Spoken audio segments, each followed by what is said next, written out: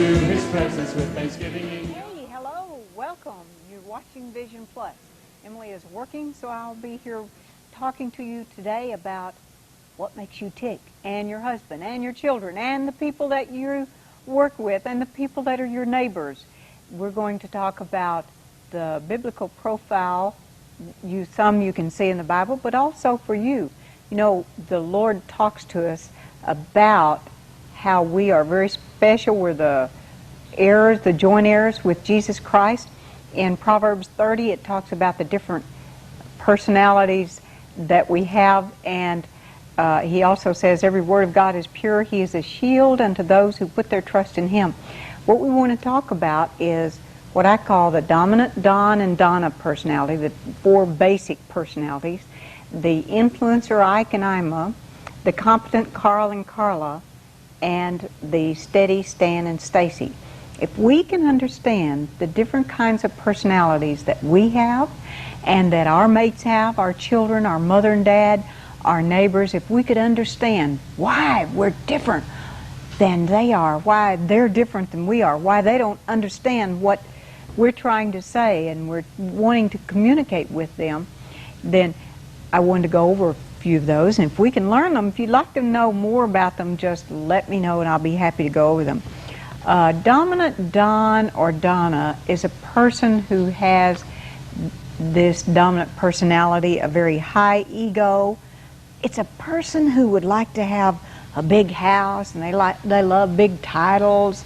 They want people to know that they're the owner of the company or the manager, or they want a person who runs things. They're great at running things. They might not be so interested in little details always. They could have the personality that would also be interested in the details, but usually if they're running things, they can delegate to other people. You know that person. Now, if you have two high Ds, or a person with these dominant Don married to a dominant Donna, then there's a clash. But if you could have the opposites attracting each other, like a steady Stacy married to a dominant Don. A steady Stacy is a person who, they're loyal. They probably drive American cars. They love, maybe they even love being out in the country where everything's peaceful and quiet and calm. Or if they live in town, they possibly would want to have a place where they could look out and see trees and flowers. And if they lived in a condominium or townhouse, they would want to have some space that would be very calming to them. They love their family, they love the possessions. They probably still have their original baby clothes or the baby clothes of their children. They like to keep things and to hold on to nostalgia. They like their name on things. And if you were going to sit down with them in church, you'll see the dominant Don personality, or maybe in a club or organization, the dominant Don personality would be a person who he or she would lay his or her coat on the space next to them, and they want to be at the end of the pew or the end row, and they want to take up a lot of space, where the steady Stan or Stacy, they'd have their coat on the back of their chair. They would have everything very neat and orderly, and this is their space. Where the dominant Don and dominant Don personality, they want to be the first in line at the red light, and they're the ones that have the microsecond.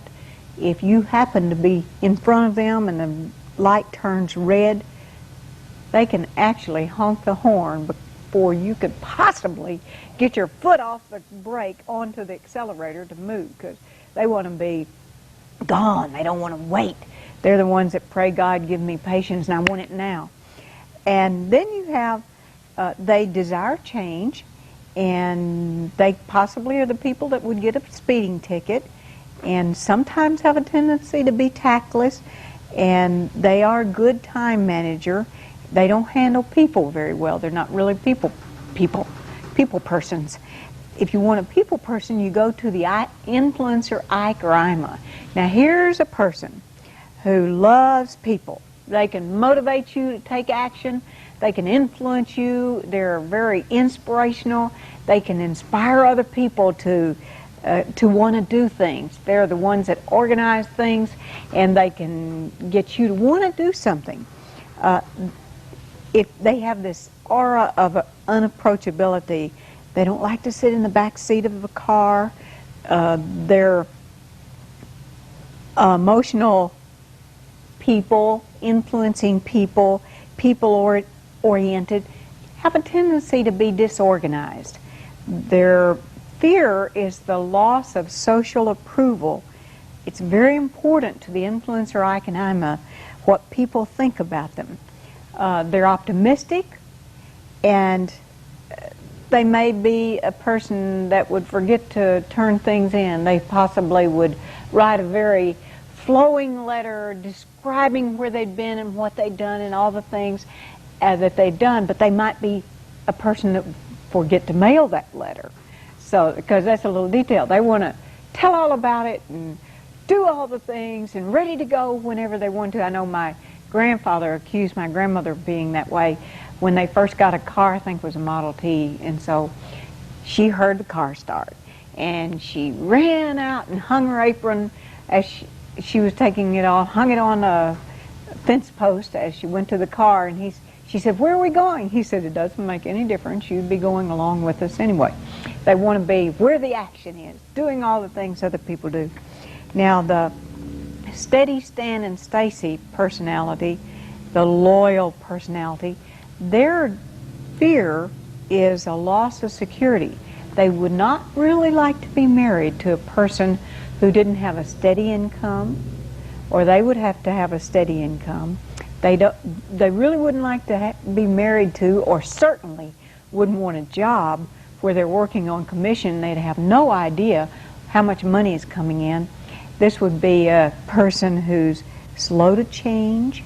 They really can pinch pennies. They probably have the original nickel they ever made, and they're people that really need to be married to a dominant Don so that they can keep up with everything and be very good at detail.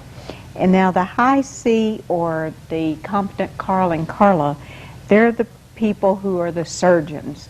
You wouldn't want to influence or Iconima to say, "Well, I think there must be a tumor we're supposed to get out somewhere in there. It might be over an inch or two." No, we want our surgeons or our CPAs to be very precise and exacting. And so the person who is a competent Carl or Carla, they're one of these people that are perfectionists. They're very accurate, usually engineers. Huntsville has 80% of the household, heads of household, I think, are personalities of an engineer. Now, they don't like being criticized. They will not want you to criticize anything that they do.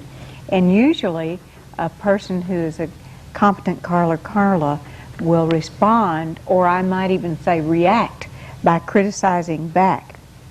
And they do require many explanations.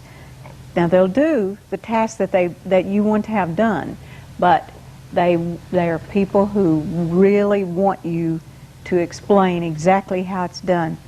And now, the person who has what we call the high D or dominant Don personality, the one with authority, challenges, prestige, freedom, they like different activities. They love a challenge, difficult assignments, logical approach, opportunity for advancement. You may see yourself or the person you're married or your parents or some of your children in the same family. You're not going to have the same. You'll have one child who's very quiet, reticent, takes a back seat, another child that's really outgoing and has all the neighborhood over if possible, and in the middle of everything, and they just love these people. And there's this other child in the family, and they're taking a back seat, and they don't like anybody to fool with their things. Don't come in and mess up their room. Don't mess up their toys. Where the other one's toys, well, I'm sure I have some around here someplace, and they don't keep up with them. They're strewn all over the house, and for you to keep them organized, or where they have their toys organized, is a really big challenge that we do. Now, let's look at some of the people in the Bible that have the patterns that you might see. Martha was one of these achiever patterns, or the pattern that just loves to get things done. You can see that look in Luke 10:38 through 42 if you'd like to look up some scriptures. Now, Abraham was one of the people who was an agent pattern, or he was a pattern where he could organize things and he would move forward. He was a person who kind of dominated the personality, but he did have a way that he could step back. Like Lot was more of the influencer Ike, or I'm a person. He was a person that liked to go over and he wanted to be with the people of Sodom and Gomorrah, wanted to be where people were, where even though Abraham was the leader, he was a person who could stay and get things done. Now, David and Miriam, who was the sister of Moses, has the personality of an appraiser, or a person who would be, maybe we would call them a CPA. They could go out and appraise property. They could be look over the whole situation, figure out how to do it. David, of course, wrote a lot of books. You see that personality. Miriam was one that we think of, Miriam, the sister of Moses. She was dancing before the Lord. She was a person who had this ready to do what was necessary, but always loved being with people. She was there waiting, you know, when Moses was a little baby and she was there. The mother had put the baby in the water waiting for the princess to come down and take a bath because they didn't want Moses to be killed. Well, Miriam was there waiting. Immediately she was out there saying, "Would you like someone to take care of the baby?" And she went and got her mother. She loved being with people. She could organize things. And then we see Barnabas is a person who's more of a counselor personality. We see that in Acts 4 and 36 and 37. Barnabas, if you remember, was the person that went with Paul. Now, Paul was more of a personality that he could get things done. You saw Paul going out, even though he met a lot of other people. If you remember, he was take charge person. When Stephen was being stoned, before Paul really came to know the Lord, he thought he was doing the right thing when he held Stephen's clothes for Stephen to be stoned to death. But when Christ met him on the road to Damascus and the bright light shone and he was blinded, and he said, "What do you want me to do?" He was willing to change. You will see a personality like Paul, when they find out that they're wrong, they will change. It's not that there's no hope for this dominant Don or Donna personality, the one that takes charge and does things, and they're going through the countryside. Well, they need a Barnabas with them, so that somebody needs to be there to get things done and tie up all the loose ends. So when you see the Pauls of the world going out and charging forth and doing all the things, then the Barnabases are with them to see that it's all done, maybe I should say correctly, or correctly might be a little bit too not what we'd want to say about Paul. Of course, Paul did things correctly, but Barnabas saw that it all was done. And it's good when we have two personalities working together, where one's a real dominant personality and another person in the family that gets things done, that is loyal, that sticks in there when the tough get going, when the going gets tough, the tough get going. They know that, well, for instance, a family might be having financial challenges. Well, you need that person that says, okay, I'm going to go do something about it. I'm going to go get me a job. I am going to do what it takes to make it happen in our family. And then you have maybe the wife sometimes that says, all right, I will make sure that whatever money you bring into this household, I make it stretch. I can use it.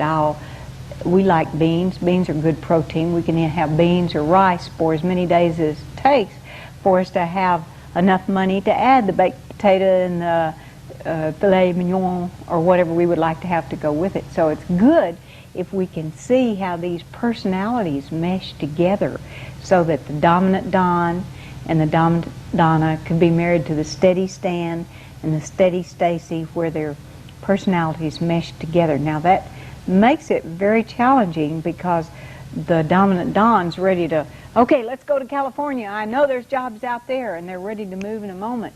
And the steady Stan or Stacy wife or husband that they're married to says, wait a minute, I can't move that fast.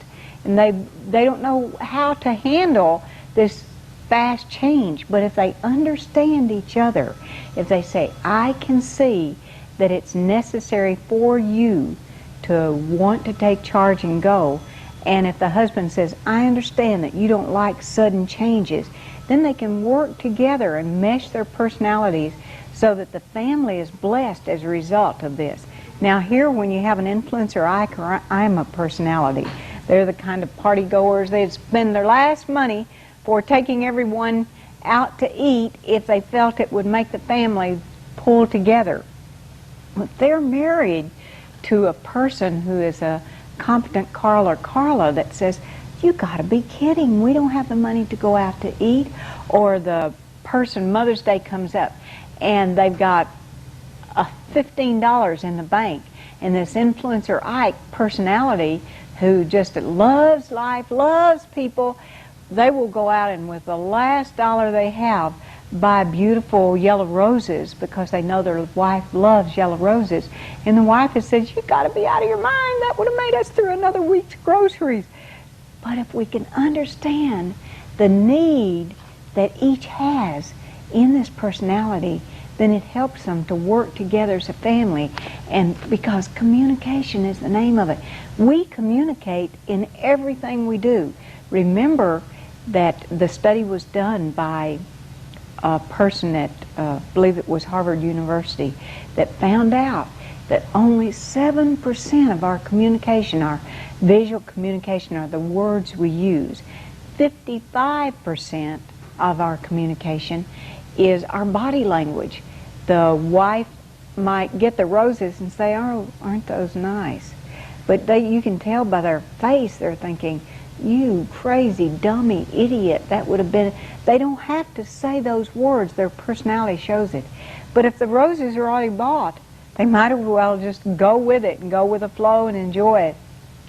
And not make the person feel bad. No way can they go back and glue those roses back on the stems or take them back to the florist. So if we can learn to read the second message that he says, hey, I know we're having a tough time, but let's take time to smell the roses. Let's take time to enjoy this day. And God's going to open a door. We need to relax. I remember the story of my grandfather and my grandmother. My grandfather was one of those influencer-ite personalities where he loved people so much, and he farmed. And for one thing, he also preached, and he also traded horses back in those days. He was called a horse trader, and it was about the same influence that we think of as a car salesman, or later in life, maybe in today's, we think of a person who's a salesman of some type. But the weeds would be tall in the cotton, and he had 6 boys, and he'd say, okay, boys, let's go fishing. And with the weeds in that tall cotton, or the weeds taller than the cotton, they would all take off and go fishing. And his wife, my grandmother, could say, just cringed when she'd think of all the work that needed to be done. But by him going out and taking all the boys fishing, well, they came back to the work the next day in the cotton field, and he felt good, all the boys felt good, and they could dig in and they could chop those weeds out of the cotton, and they could make it work for them. So sometimes we need to just leave the weeds in the cotton and go fishing. I mean, it's possible that there is so much stress built up in our life that we need to take our last $3 and go to the zoo in Birmingham or wherever, Nashville. Nashville's not open right now. It won't be open until the end of April, so because they're doing some construction. We almost went there Sunday after church, but we ended up taking David down to the Birmingham Zoo. But sometimes we just need to blow off all the stress that's pressing us down, and take everybody to the zoo and just look at the animals and see the different colors that God has put in this world. When I look at the beautiful ducks, I think Tony said it was always the male pheasants that were beautiful and the male ducks that the drake, is it the drake? Please tell me if I'm saying the wrong one, but they have these incredible, gorgeous green, the most beautiful shade of iridescent green you could ever imagine. And the colors that we saw in the animals, just absolutely awestruck with all the beauty that God put in the jonquils that we see these days, and the blossoms that are everywhere, that are the flowering shrubs and the flowering crab and the beautiful peach trees that are blossoming out, and all the things. And sometimes when the stress is so great, let's just take the time to truly smell the roses. And if our mate or our child uses all of their money, that's their money they've earned mowing the lawn or picking up their room or whatever, and they go buy us the last of some flowers or whatever, let's just take it and flow with it. And also, if we're married to that person that thinks we have to save the money or use it for groceries, then let's understand their personality. And if they can't take change, then let's learn to flow with that person, because it takes all of our personalities. The creative pattern that we saw in Paul, he was such a creative person. Galatians 2, Acts 15 talks about this creative person. Solomon and Lydia had the developer pattern. We see it in Lydia in Acts 16, 13 through 15, and also in verse 40. And we see it in Solomon, 1 Kings 9, 10 through 28. And then we see the inspirational pattern, or this influencer person of Stephen's that we see in Acts 6 and 7. He was such a person that loved people so much. And when we have a person like that, you see it in the children or our neighbors' children. They're always happy. It doesn't matter what happens in the family.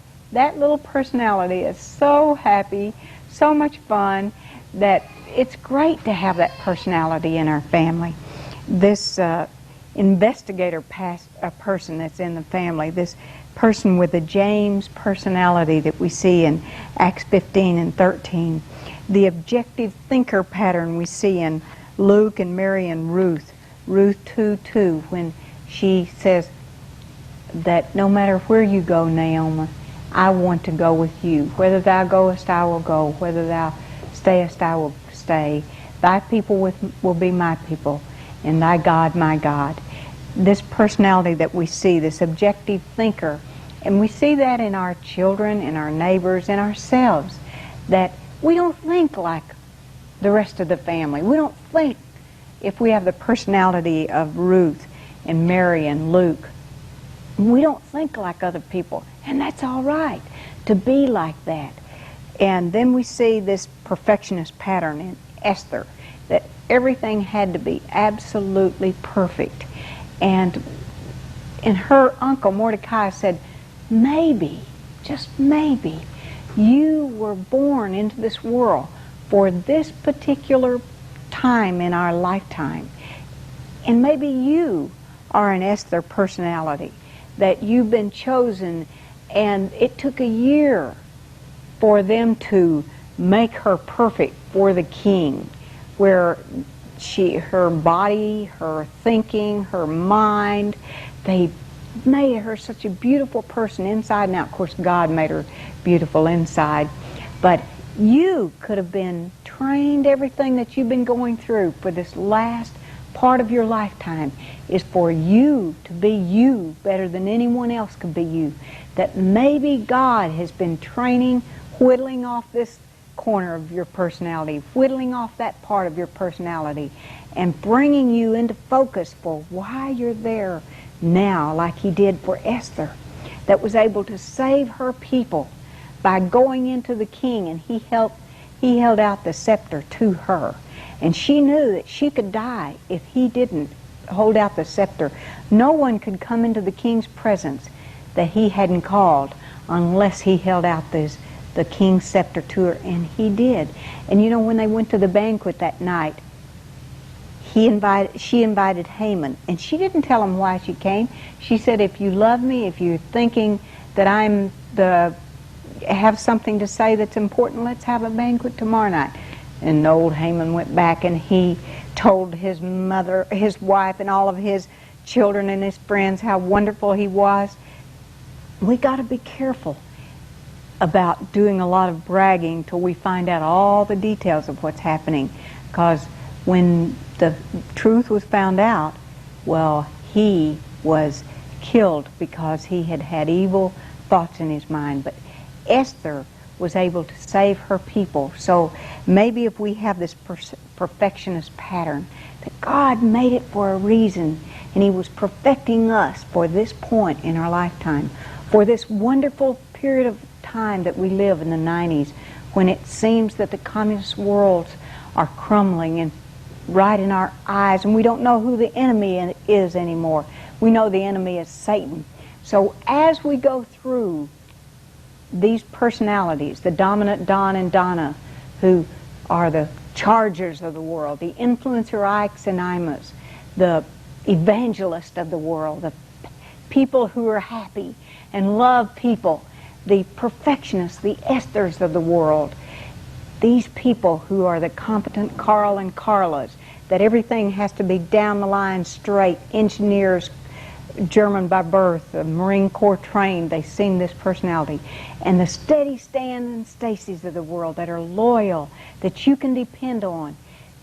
Whatever personality you fit into, God has made you just like that. Each of us has been brought here and given life for some grand purpose. Each of us has been given a gift and a talent. It was put in us to develop, and through its development to bless humanity.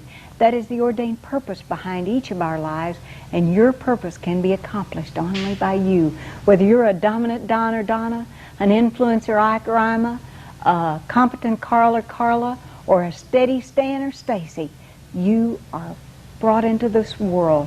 And catch a vision for your life, because without a vision, the people perish.